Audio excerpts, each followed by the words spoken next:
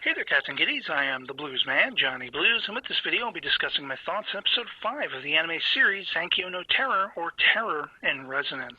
And once again, we have the bar risen effectively with this episode, just of suspense and intrigue and, being on the edge of your seat, grippingly watching everything that's unfolding on the screen. Every episode outdoes the previous, as this one did. And let me say, as a brief aside, watching the OP animation this time out, for some reason, harkened back memories to me of Samurai Champloo, another Shinichiro Watanabe series that I absolutely love. But we're basically seeing in the OP animation, you have 9 and 12 almost embodying a very similar aesthetic to Jean and Mugen from Samurai Champloo, in that you have 9 wearing blue and he's got his specs on, his glasses. He's the very stoic, more reserved character, more intellectual character. And then you have 12 who's wearing red in the OP. He's got his brown coif blowing in the breeze and everything like that. He's much more the impetuous, sort of knee-jerk reaction character, a little more aloof. And that's very much, what we had with the character dynamics between Jean and Mugen and Champloo. And then you add in Lisa, who is much the girl taken for a ride in this particular case, kind of fills the void of the Fu character. So we have a trio of characters that are reminiscent, in any case, to Samurai Champloo, and that makes me love it all the more.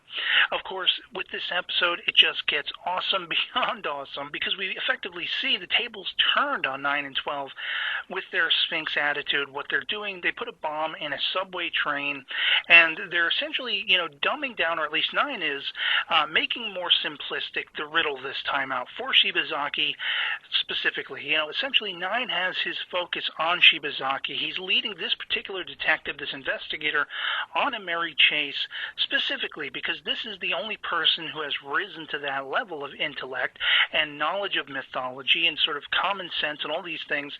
He's not as procedural as the rest of the investigative forces, and thus 9 has a fixation for him, much in a similar means as 12 has for Lisa, having taken her into their domain. And, she ends up waking up in this episode. I was very concerned what would happen once she came to, and seems she was as well. She thought they were going to kill her or something like that. She fainted. And basically, they're talking about, we can't have her be a part of our group. She's going to be in danger. We're endangering ourselves and what we're trying to do, the sanctity of what we're trying to do and all this stuff.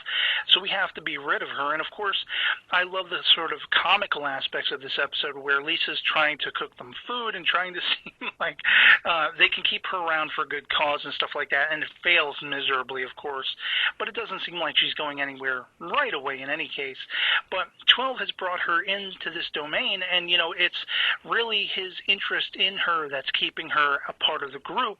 And so we have that wonderful dynamic going on where 12 is basically like, well, you're kind of fixating on this detective, aren't you? Kind of calling out the fact that 9 has his own sort of fixation with someone, So I love that dynamic going on between them. But essentially, Shibazaki is very much a man without control in this episode, because we see that these special operators coming in from somewhere out of the country are actually going to be controlling this entire situation for the moment.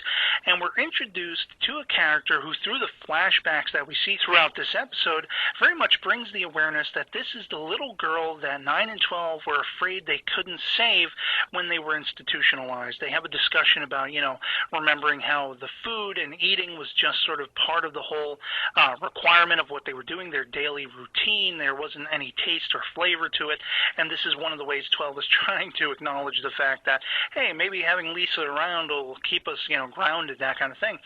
But as we see this recollection, we basically are aware of the fact that this little girl with this sort of white hair or what have you was somebody who could seemingly influence or perhaps control mentalities or minds, because there comes a point where once they've set the bomb on the train and the police are very slow moving, they figure, Shibazaki should have figured out the riddle by now. They should have gotten rid of the bomb. We see a very interesting character turn for 9 and 12 in that they don't actually want to kill people. There's a nobility between them in what they're trying to do. They don't want to be responsible for the deaths of hundreds, on this train and everything like that. So they begin a chase of their own. They're basically being led led by this newcomer who's revealed to be called 5. Interesting, episode 5, a character called 5, who is manipulating them and who is using hacking prowess even beyond that of 9's, going to the extent of, electromagnetically jamming all cellular devices and mobile devices and everything like that, because that is how one in this case would deactivate the explosive and everything like that. Whoever this person is basically toying with 9 and 12 on a level beyond them. It seems to begin on their level with the hacking and everything like that, but in real time, 9 is basically sitting at his computer with 12 chasing down one of the trains, trying to figure out if they can stop the bomb by hand in person because of all the jammed mobile devices and everything. They can't deactivate it remotely.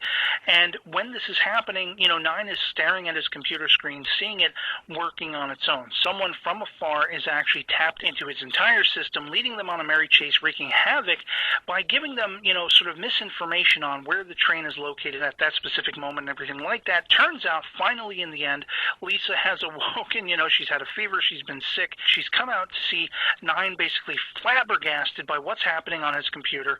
When he realizes the train, once he can actually locate it, the genuine location is right near their little hideout. So he goes running, sort of ignoring her completely to try to get to the train in time. He just barely manages with a smoke bomb to get as many of the civilians in the area out of there, sort of screaming and running in terror, saying there's an explosive on the train and everything like that.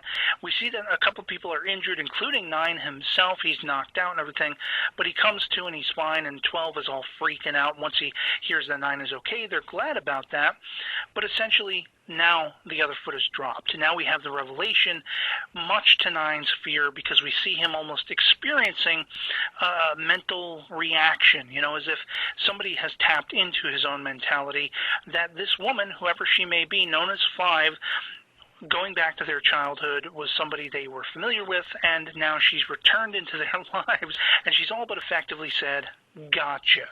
So that is the cliffhanger of this particular episode, and it's just that much more awesome, because essentially now we have not only Shibazaki as the foil to 9 and 12, but they've been operating almost as puppet masters above him, which is very intriguing, not to discredit Shibazaki for his intellect and the smarts and the cunning with which he is investigating and answering to all of these clues, but now we have somebody who seems to be a puppet master above 9 and 12.